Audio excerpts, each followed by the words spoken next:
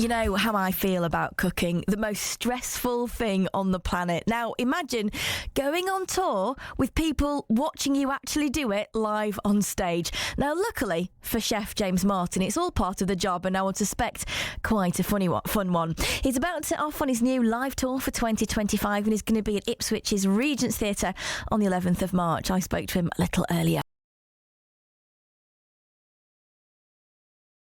James, welcome. Thanks for coming on the afternoon show. Are you really cooking on stage? You could just sit down and tell us nice stories. Rick Stein does that. It would be a lot easier. Now, this is. People often ask, "What is it? Am I coming to watch a cookery show? Whatever." Trust me, you're not coming to watch Saturday mornings on stage. It's this takes about 6 months of work, as in writing, development. We've got a huge stage show. The same producer produces the Strictly tours. So the whole thing is a show. It's comedy, it's music, it's food, it's a bit of everything. So it's a thing that I've learned in the last sort of 40 years doing it as a business, thrown into 2 hours.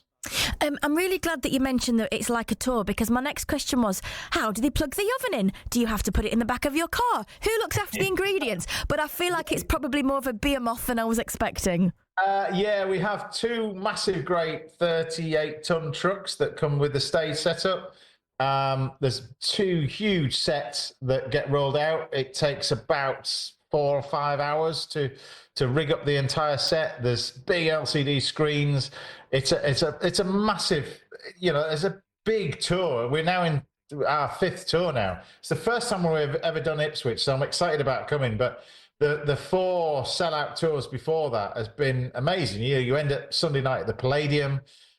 We've been everywhere, so it's something that people don't know what to expect. And what's great about it is looking at their faces. After about the first 20 minutes, they go, I wasn't expecting this.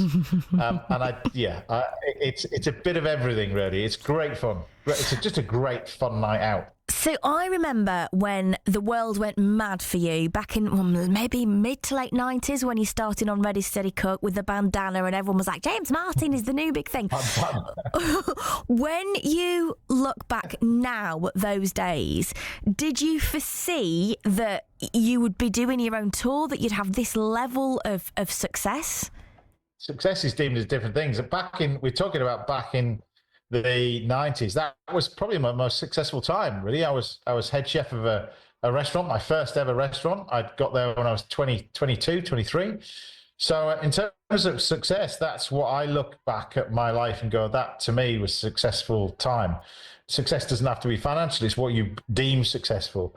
And that was an amazing period of time, because everything was going at 100 million miles an hour. The bandana was never a gimmick. Because I was working 7 days a week in the hotel and restaurant, that I didn't have time to go get my hair cut. So I had long hair, and I wore it was an old pillow that I cut. And the only exam that I ever passed as a kid was art. So I drew little bits and pieces on this pillowcase, tied it around my head, and that was the bandana. And then I got spotted for TV, bang, the bandana, that was it, Ready Steady Cook, and away we go. But I never thought I would be certainly doing it 30 odd years later, but certainly not on tour, because people have tried tours, Jamie and Gordon and Hollywood, and they're all tried tours, but never really worked. And for some reason, Live Nation were in the audience who watching one of my demonstrations, said this is going to work on tour. So we just made it bigger, made it better, stronger, visually amazing, with the right people, and that was it, really. And now we're on our 5th tour. So, before I let you go, you've got a book coming out about cheese now, and it's recipes. Now, this is stressing me out a bit, because as far as I'm concerned, cheese, you stand at your fridge, you take a spoon, and you eat your cheese. And now I've realised you've got over 100 things to do with it. I've been eating cheese wrong my entire life. Are we not supposed to just get a spoon and eat it from the fridge? Technically, no. We can do, but I'll send you a book, and then you can go from there. And then it's up to you, because I get the feeling cookery's not on your main curriculum of your top 3 favourites of things that you like to do. No, but there's too many trust me, things involved, James. Like there's your instructions, then your timings, then your different ways to cook potatoes, and everything's got to. It's like hitting your head and rubbing your tummy at the same time. I don't know how you do it.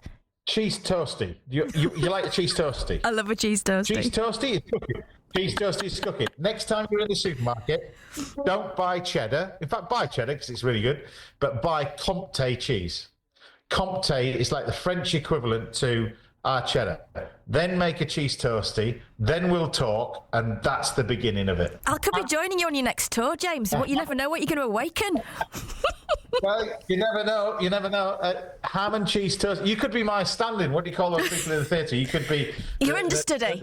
Yeah, just make sure exactly, you're not. Just make sure you're not poorly on the 11th of March. I don't think I'll be ready to take over in Ipswich. All right. James, what a joy! Thank you so much for coming to talk to us today, and we'll see you in Ipswich on the 11th of March. Yeah, I can't wait. I can't wait.